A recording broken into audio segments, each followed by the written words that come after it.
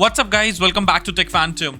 And the upcoming smartphone from the brand Vivo is coming as Vivo V29 series, a 5G smartphone, and this smartphone is coming to India as a budget smartphone.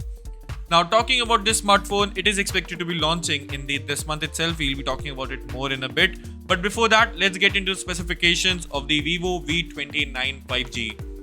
Now, in terms of the smartphone, it will be running on the Android 13 out of the box based on FunTouch OS 13, and it will also be coming with the stunning 6.78 inch of a curved AMOLED display with offering a resolution of Full HD Plus with a high refresh rate of 120Hz. Not only that, it will be powered by the Qualcomm mid-range mid-powered smart processor, which is the Snapdragon 778G SoC, and it will be coupled with 8 gigs of internal RAM and the spacious 256 gigs of internal storage. Now, this storage is indeed a different one, as we see usually the price of the smartphones at this price comes with 128GB. So seeing a 256GB variant is a pleasant surprise. Now, also to talk about its camera setup, then the triple camera setup is headlined by the 50 megapixel of a primary camera which supports OIS, and the second camera is the 8 megapixel of an ultra wide camera.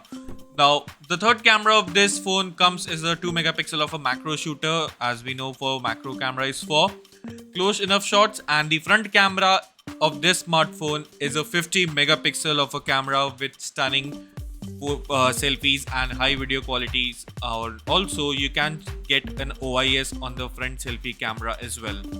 Now, on the connectivity side, the phone will also be coming with the Wi-Fi, Bluetooth 5.2, GPS and NFC as well.